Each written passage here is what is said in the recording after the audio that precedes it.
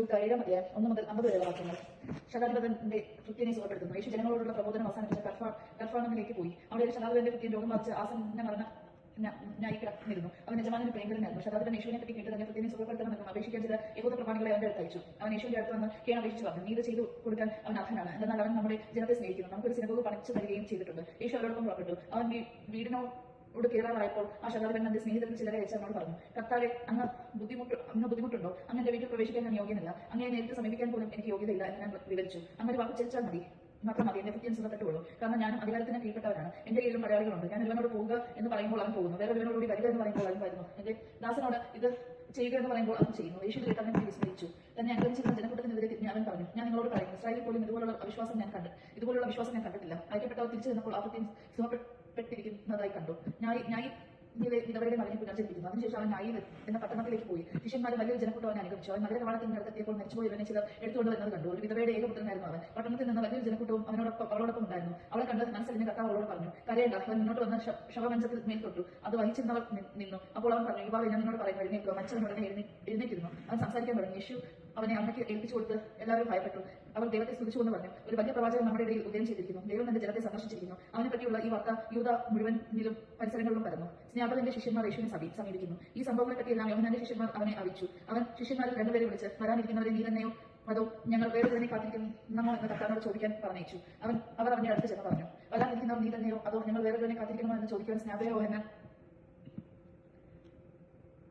ഞങ്ങളെ നിന്റെ അടുത്തേക്ക് അയച്ചിരിക്കുന്നു. അപ്പോൾ യേശു വളരെ പേരെ രോഗങ്ങളിൽ നിന്നും പീഡനങ്ങളിൽ നിന്നും അശുദ്ധാത്മാക്കളിൽ നിന്നും സുഖപ്പെടുത്തുകയും അനേകം കുരുടന്മാർക്ക് കാഴ്ച കൊടുക്കുകയും ചെയ്തു. അവൻ പറഞ്ഞു, നിങ്ങൾ കാണുകയും കേൾക്കുകയും ചെയ്തതെല്ലാം ചെന്ന് യോഹന്നാനെ അറിയിക്കുക. കുരുടന്മാർ കാണുന്നു, വൃദ്ധന്മാർ നടക്കുന്നു, കുഷ്ഠരോഗികൾ സുഖപ്പെടുന്നു, ചെകിടർ കേൾക്കുന്നു, മരിച്ചവർ ഉയർപ്പിക്കപ്പെടുന്നു, ദരിദ്രനോട് സുവിശേഷം പ്രസംഗിക്കപ്പെടുന്നു. എന്നാൽ ഇടർച്ചയുണ്ടാകാത്തവർ ഭാഗ്യവാൻ. യോഹന്നാനെ കുറിച്ച് യേശുവിന്റെ സാക്ഷ്യം. യോഹന്നാന്റെ ദൂതന്മാർ പോയപ്പോൾ യേശു അവനെ പറ്റി ജനക്കൂട്ടത്തോട് പറയാൻ തുടങ്ങി, നിങ്ങൾ എന്ത് കാണാനാണ് മരുഭൂമിയിലേക്ക് പോയത്? കാറ്റത്ത് വേണ്ട ഞാങ്ങനെയോ? അല്ലെങ്കിൽ പിന്നെ എന്ത് കാണാനാണ് നിങ്ങൾ പോയത്? മൃദുല വസ്ത്രങ്ങൾ ധരിച്ചവനെയോ? മോടിയായി വസ്ത്രം ധരിച്ച് ആഡംബരത്തിൽ ജീവിക്കുന്നവർ രാജകൊട്ടാരങ്ങളിലാണല്ലോ. അതുമല്ലെങ്കിൽ എന്ത് കാണാനാണ് നിങ്ങൾ പോയത്? പ്രവാചകനെയോ? അതെ, ഞാൻ നിങ്ങളോട് പറയുന്നു, പ്രവാചകന്മാരെക്കാൾ വലിയവനെ തന്നെ ഇവനെ പറ്റിയാണ് ഇങ്ങനെ എഴുതിയിരിക്കുന്നത്.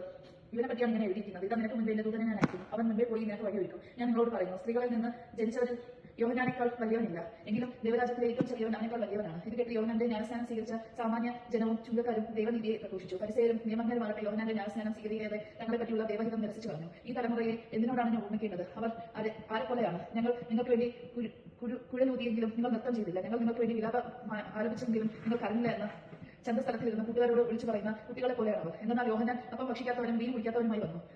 അവന് പിശാച് ബാധിച്ചിരുന്നു എന്ന് നിങ്ങൾ പറയുന്നു. മനുഷ്യപുത്രൻ ഭക്ഷിക്കുന്നവനും പാകം ചെയ്യുന്നവനുമായി വന്നു. അപ്പോൾ ഇതാ ഭോജനപ്രിയനും മദ്യപനും ചുങ്കക്കാരുടെയും പാപികളുടെയും സ്നേഹിതനുമായ മനുഷ്യനെന്ന് നിങ്ങൾ പറയുന്നു. ഞാനും ശരിയെന്ന് തെളിയിക്കുന്നത് അത് സ്വീകരിക്കുന്നവരിലൂടെയാണ്. പാപിനിക്ക് മോചനം. ഫരിസേയരിൽ ഒരുവൻ തന്നോടൊത്ത് ഭക്ഷണം കഴിക്കാൻ അവനെ ക്ഷണിച്ചു. യേശു അവന്റെ വീട്ടിൽ പ്രവേശിച്ച് ഭക്ഷണത്തിനിരുന്നു. അപ്പോൾ ആ പട്ടണത്തിലെ പാപിനിയായ ഒരുവൾ ഫരിസേയരുടെ വീട്ടിൽ അവന്റെ ഭക്ഷണത്തിനിരിക്കുന്ന എന്നറിഞ്ഞ് ഒരു വെങ്കല ഭരണി നിറയെ സുഗന്ധതൈലവുമായി അവിടെ വന്നു.